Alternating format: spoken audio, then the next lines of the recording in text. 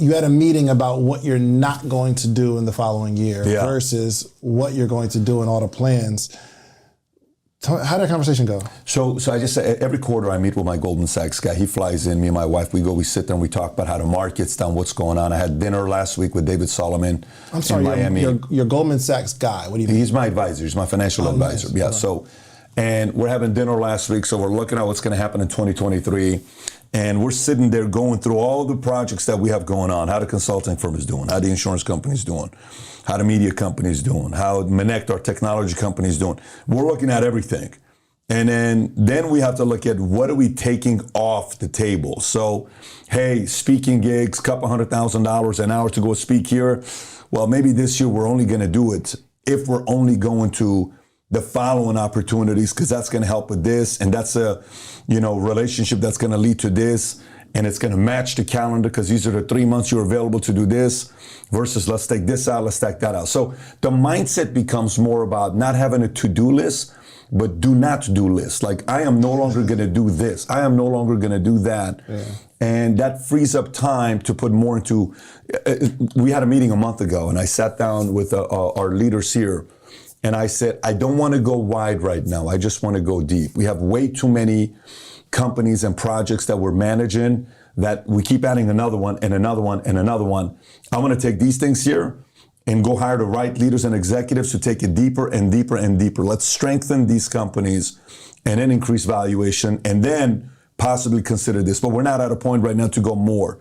We have, I think it's 9 companies we're operating right now, and they're all doing good. A couple of them are doing great, and we need to be more focused.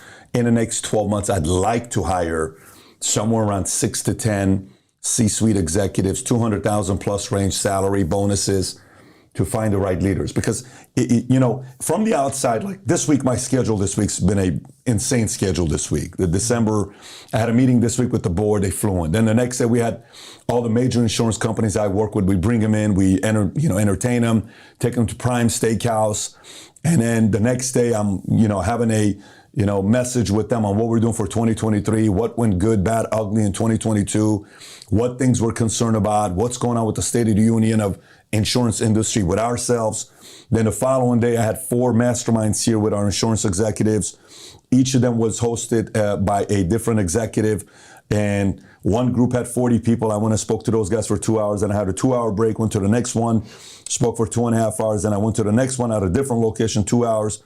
Then I went to the last one, spoke there for 2.5 hours. And then I stayed with those guys and we played spades all night till 3 o'clock in the morning because I was being punked by these guys from New Orleans, Memphis, Chicago, thinking just because I'm Middle Eastern, I don't know how to play spades. And we showed them we know how to play spades. And then the next day, which was last night, I brought the top guys, 100 people with their spouses. We put a party at the house last night. We wrapped up at 12:30 Sunday night.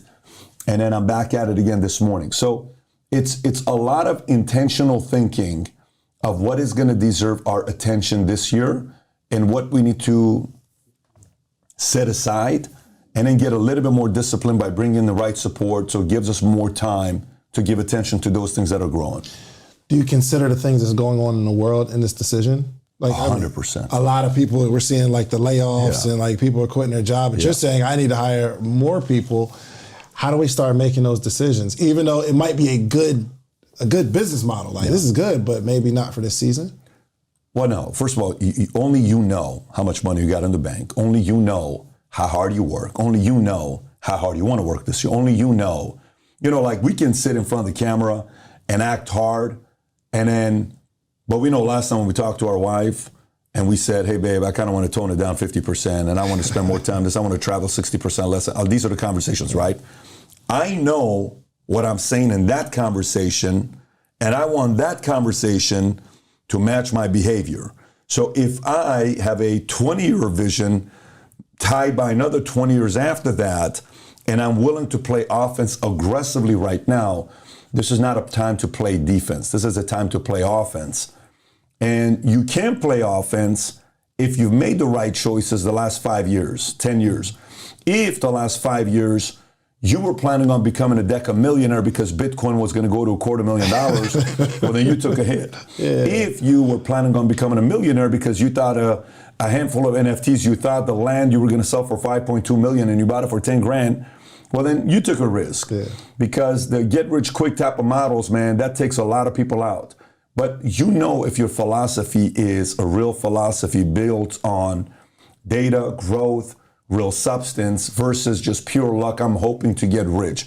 There's a lot of crypto millionaires right now that are Uber drivers. There's a lot of NFT millionaires that are right now Uber drivers. I remember being 21 years old. I'd gotten out of the Army and I'm down to my last penny. But I got my credit cards, MBNA, all these other things. I got my credit cards, and I'm sick and tired of it. But I'm a big gambler at that time. I'm going to Vegas. I'm playing poker. I'm doing all this stuff, and I have $49K in debt. I said, I know how I'm going to pay it off. I go take all the money out of my credit cards. I go with a handful of my friends, and they know who they are. Freddie, a bunch of these guys. We get in the expedition. We go to Vegas. This is the big plan? This is the big plan. I take $25,000, and I said, boom. I'm going to start with, I'm going to play whatever, $1,000 hand. If I lose, I'll play $2,000 hand. If I lose, I'll play $4,000 hand. If I lose, I'll play $8,000 hand. Well, there's no way in the world I'm going to lose whatever the number was, the way I had calculated it. I'm not going to lose 12 hands in a row.